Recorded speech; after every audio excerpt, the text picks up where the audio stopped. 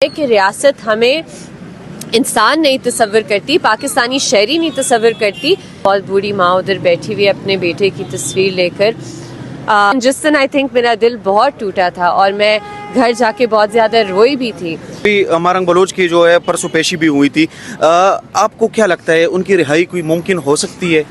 P T I جو آپ کی کہہ دیں سب سے مقبول ترین پارٹی ہے, چاہے مجھے پسند ہو یا نہ ہو, یہ ایک فیکٹ ہے, وہ احتجاج نہیں کر سکتے. السلام علیکم ناظرین, اس وقت یہاں پر موجود ہے F6 مرکز میں, اور آج 65 دن مکمل ہوئے بلوچ لاپتہ افراد کے لواحقین یہاں پر سراپا احتجاج کر رہے ہیں, اور ریاست کے سامنے, حکومت کے سامنے اور ان موجودہ وزراء کے سامنے, وزیر اعظم کے سامنے اپنی مطالبات بھی ہر دن وہ رکھ رہے ہیں. اور ان سے ان کا مطالبہ یہ ہے کہ ہمارے جو لاپتہ افراد ہیں ان کو بازیاب کروایا جائے, اور اس کے ساتھ ساتھ جو BYC کے جتنے بھی رہنما ابھی تک گرفتار ہے ان کو بھی رہا کر دیا جائے. اس وقت میرے ساتھ ایمان مزاری صاحبہ موجود ہے, ان سے گفتگو کرتے ہیں. السلام علیکم. وعلیکم السلام. میم مجھے بتائیے گا کہ آج 65 دن ان کے مکمل ہوئے, کیا کہنا چاہیں گے؟ ابھی تک کوئی پیش رفت نہیں ہوا ان میں. دیکھیں, سب سے پہلے تو میں ان کی ہمت کو, ان کے حوصلے کو, ان کے جذبے کو, ان کے اندر جو یہ ہوپ ہے, امید ہے, اس سے سلام پیش کرتی ہوں, کیونکہ ان صورتحال میں امید رکھنا ایک بہت مشکل کام ہے. اور اس طرح سے آئی تھنک کہ یہ ہم سب کے لیے ایک بہت بڑی مثال ہے کہ کس طرح جدوجہد کرتے ہیں. دوسری بات کہ جتنے دن یہ ادھر بیٹھے رہیں گے اور جتنے دن ریاست کا کوئی نمائندہ ادھر آ کر ان سے بات نہیں کرے گا, یہ جو میسج ادھر لے کر آئے ہیں کہ ریاست ہمیں انسان نہیں تصور کرتی, پاکستانی شہری نہیں تصور کرتی, یہ پورے ملک کو نظر آ رہا ہے. تو ایک طرح سے آپ کہہ سکتے ہیں کہ جو ان کے ساتھ ہو رہا ہے یہ سرفیس پر لے آئے ہیں, جس طرح 23 میں ڈاکٹر مارنگ بلوچ لے کر آئی تھی, اور یہ ان کی بہت بڑی کامیابی ہے. اس بے حس ریاست سے یہ توقع رکھنا کہ وہ آ کر بات کرے گی, شاید ان میں بہت سی, جیسے وہ بوڑھی ماں ادھر بیٹھی ہوئی ہے, انہیں ہر روز لگتا ہے کہ کوئی آ کر ان سے بات کرے گا, کوئی آ کر ان کے بیٹے کے بارے میں ان سے پوچھے گا. لیکن اگر ریاست یہ چہرہ اپنا دکھانا چاہتی ہے پوری دنیا میں اور اپنے شہریوں کو, تو اس کا نقصان صرف اس ملک کو ہوگا. ان لوگوں کا جو آپ نے نقصان کرنا تھا وہ آپ نے کر دیا ہے, ان کے پیارے آپ نے لاپتہ کر دیے ہیں, ان کے جو پرامن رہنما انہیں آپ نے بند کر دیا ہے. تو اب کیا رہتا ہے, یا تو آپ مرہم رکھ سکتے ہیں یا آپ آگ کے اوپر اور تیل چھڑک سکتے ہیں.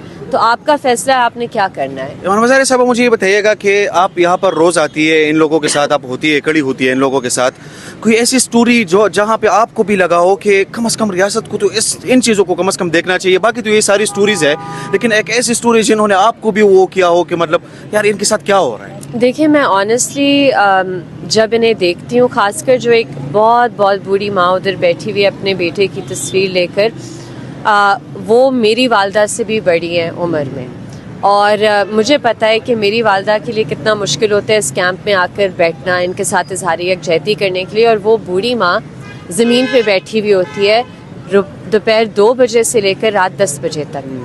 تو مجھے تو بہت تکلیف ہوتی ہے انہیں, ایک ایک بچے کو, ایک ایک بچی کو, ایک ایک ماں کو ادھر دیکھ کر اس حالت میں بہت تکلیف ہوتی ہے. لیکن جس دن آئی تھنک میرا دل بہت ٹوٹا تھا اور میں گھر جا کے بہت زیادہ روئی بھی تھی, اسی ماں نے مجھے یہ کہا تھا, انہوں نے میرا ہاتھ پکڑا اور انہوں نے مجھے کہا کہ کوئی آئے گا نا ہم سے بات کرنے, کوئی آئے گا نا, اس دفعہ ہم اپنے بیٹے کو گھر لے کر جائیں گے نا. تو مجھے تو نہیں سمجھ آتی کہ آپ اگر انسان ہیں, آپ جھیکتے جاتے انسان ہیں, آپ ادھر سے ہر روز گزر ہیں, آپ انہیں ادھر دیکھ رہے ہیں اور آپ کا دل ٹوٹ نہیں رہا, تو مجھے نہیں پتا آپ کس طرح کے انسان ہیں. میم مجھے بتائیے گا کہ ابھی مارنگ بلوچ کی جو ہے پرسوں پیشی بھی ہوئی تھی, آپ کو کیا لگتا ہے ان کی رہائی کوئی ممکن ہو سکتی ہے؟ دیکھیں, ان کی رہائی, مجھے جہاں تک جو سچویشن نظر آ رہی ہے, پلان ہی یہی ہے کہ انہیں قید میں بند رکھنا ہے. وہ نہیں چاہتے کہ وہ بلوچ عوام کو موبلائز کریں جس طرح انہوں نے کیا تھا پرامن طریقے سے.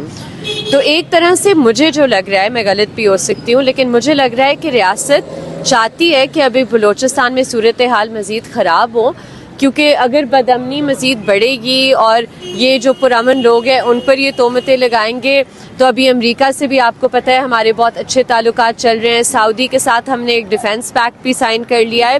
تو بہت کلیئر ہے کہ ابھی بہت سا پیسہ آ رہا ہے اور آنے والا ہے. تو اگر بلوچستان میں بدامنی جاری رہے گی, یہ کانفلکٹ جاری رہے گا, تو اور یہ آپ ہیڈ کاؤنٹ پرامن لوگوں سے پورے کرتے رہیں گے تو پیسے آپ کو آتے رہیں گے. تو مجھے تو ریاست کا یہی پلان لگ رہا ہے, کیونکہ اگر ڈاکٹر مارنگ بلوچ باہر آ جائے گی تو لوگ پرامن مزاحمت کو دیکھتے ہیں.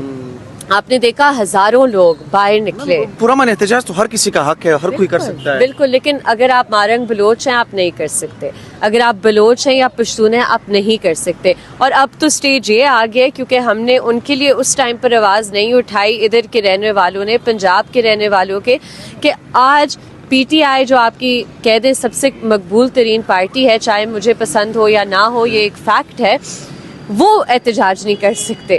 تو آج یہ پرابلم ادھر آ گیا ہے.